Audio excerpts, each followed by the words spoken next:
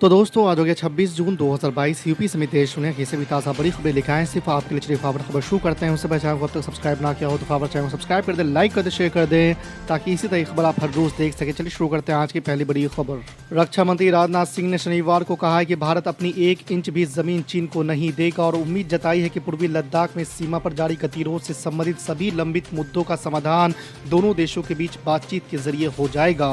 रक्षा मंत्री ने यह भी कहा है कि भारत अपनी एकता, संप्रभुता और क्षेत्रीय अखंडता के लिए खतरा पैदा करने वाले किसी भी व्यक्ति को मुंहतोड़ जवाब देगा, क्योंकि भारत अब कमजोर देश नहीं है। आपको बता दें कि पूर्वी लद्दाख में गतिरोध पर विपक्ष द्वारा सरकार की आलोचना का जिक्र करते हुए उन्होंने कहा कि राजनीतिक विरोधी तथ्यों को पूरी तरह से जाने बिना कुछ भी सवाल उठाते रहते हैं। लोगों को मुफ्त दवा और इलाज मुहैया कराने के लिए राजस्थान सरकार कोटा में दिल्ली के मोहल्ला क्लिनिक के तर्ज पर जनता क्लिनिक खोलने जा रही है। आपको बता दें कि दिल्ली के मुख्यमंत्री अरविंद केजरीवाल ने शनिवार को एक ट्वीट कर कहा है कि मुझे खुशी है कि राजस्थान सरकार भी मोहल्ला क्लिनिक शुरू कर रही है। हम सबको एक दूसरे से अच्छे काम सीखना है और उन्हें पूरे देश में लागू करना है, तभी देश आगे बढ़ेगा। अरविंद केजरीवाल ने कहा कि अगर राजस्थान सरकार को इसे लागू करने में किसी भी मदद की जरूरत होगी तो हमें बहुत खुशी होगी। महाराष्ट्र के राजनीतिक में सियासी उठापटक के बीच बागी शिवसेना नेता एकनाथ शिंदे ने शिव सैनिकों का आह्वान किया है। उद्धव ठाकरे के बाद शिव सैनिकों के सामने इमोशनल कार्ड खेलते हुए एकनाथ शिंदे ने महाविकास आघाड़ी सरकार को शिवसेना के असूलों के खिलाफ बताया है।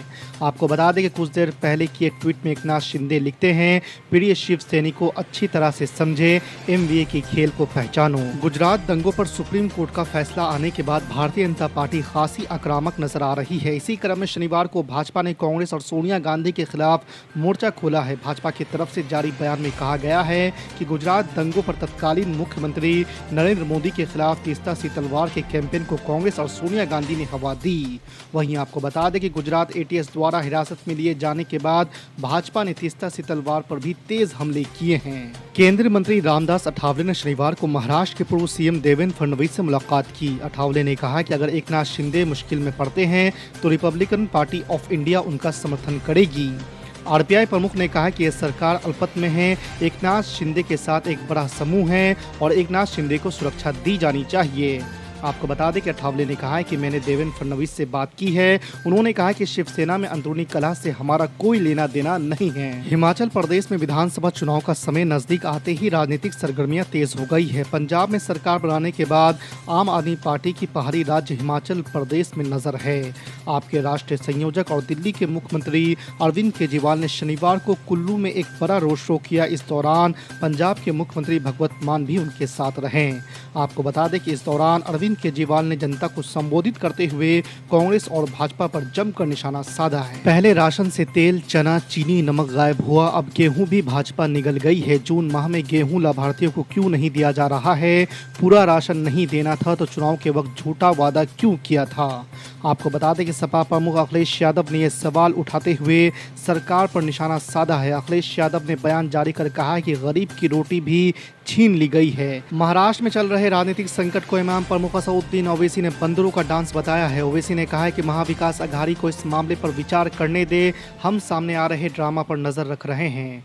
आपको बता दें कि महाराष्ट्र की सत्ताधारी पार्टी में शिवसेना के 37 विधायक बागी हो गए हैं। अक्सर अपने बयानों को लेकर चर्चा में रहने वाले असदुद्दीन ओवैसी ने महाराष्ट्र संकट को लेकर शनिवार को कहा है कि महाविकास आघाड़ी को इस मामले पर विचार करने दे, हम सामने आ रहे ड्रामा पर नजर रख रहे हैं। यह बंदरों का डांस लग रहा है, एक शाखा से दूसरी शाखा में कूदने वाले बंदरों की तरह काम कर रहे हैं। मैं प्रधानमंत्री नरेंद्र मोदी से ये सवाल करना चाह रहा हूँ कि भारत के सिपाहियों की, सोल्जर्स की ये डिग्निटी है आपके दिमाग में, आपकी सोच में, उनकी ये इज्जत है आपके दिमाग में?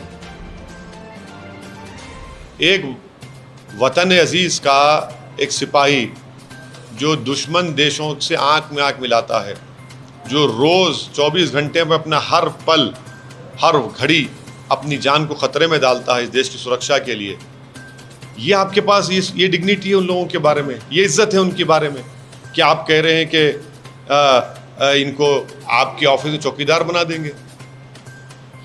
जो देश की सेवा करने के लिए, मुल्क की सालमियत को महफूज करने के लिए जो फौज में, एयरफोर्स में, नेवी में जाता है, वो एक ऑनरेबल प्रोफेशन होता है। उसमें डिग्निटी होती है, उसमें एक स्टेटस होता है, प्रेस्टीज होता है। और आप उन लोगों को इस तरह ट्रीट करेंगे, चौकीदार बनेंगे। तो आपकी ये स्कीम 4 साल की चौकीदार बनाने की है, ड्राइवर ही सिखाएंगे। अब तो क्यों आर्मी ज्वाइन करेगा? उसको ड्राइविंग करना है, उसको कारपेंटरी करना है, उसको चौकीदार बनना है, तो क्यों आर्मी में जाएगा फिर? वो बताइए आप। हमारा जो वर्ल्ड में बाजार है खुदरा बाजार, वो दुनिया का रिच बाजार है, और हम उसके उनकी नजर मेरे बाजार पे है कि वहां से सबसे ज्यादा इकोनॉमी अमेरिका को, चाइना को, रूस को या अन्य कंट्री को भारत से मिलती है। तो भारत को नहीं लड़ने वाला, भारत के खिलाफ नहीं लड़ने वाला कोई भी व्यक्ति कौन है? वो इसीलिए नहीं लड़ता है कि हमको ताकत है, वो 2 कारणों से हमसे नहीं लड़ता है। एक कि इकोनॉमी यदि चाइना को हथियार खरीदने के लिए या उस देश को डेवलपमेंट में चाहिए, तो भारत के बाजार को उन्हें सेफ्टी और उसको सुरक्षित रखना पड़ेगा। वो अणुबम टाइम बम नहीं चला सकते, एक वो पॉलिसी। दूसरी, हथियार और पैसा तो मेरे पास है नहीं।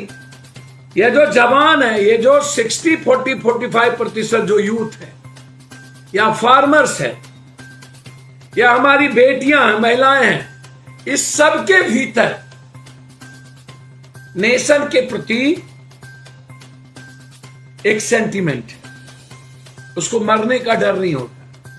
एक बड़ी ताकत है उसमें, हमारे चाहे सीआरपी हो, चाहे बीएमपी हो, चाहे महाराष्ट्र पुलिस हो, चाहे बिहार पुलिस हो, चाहे किसी स्टेट की पुलिस हो, चाहे बीएसएफ हो, चाहे एसएसबीआई हो, कोई भी फोर्सेस, चाहे आर्मी, नेवी, एयरफोर्स, इनकी जज्बात और इनके सेंटीमेंट से पूरी दुनिया को डर है। तो पहली इकोनॉमी, और सेकेंड हमारा सच्चाई, एक व्यक्ति और एक नेशन। लेकिन वन नेशन वन टैक्सेस नहीं। हम निकलेंगे income tax, sale tax, road tax, गुंडा टैक्स, नेता tax, police tax, MBI tax, आरंसा चौक, गिरजा चौक, इनकम टैक्स। यहां पर जाओ, ट्रैफिक आपको रोक देगी, वो टैक्स। मतलब पदाधिकारी टैक्स, किरानी tax, CO tax, video tax, ADM tax, DCLR tax, दलाल टैक्स,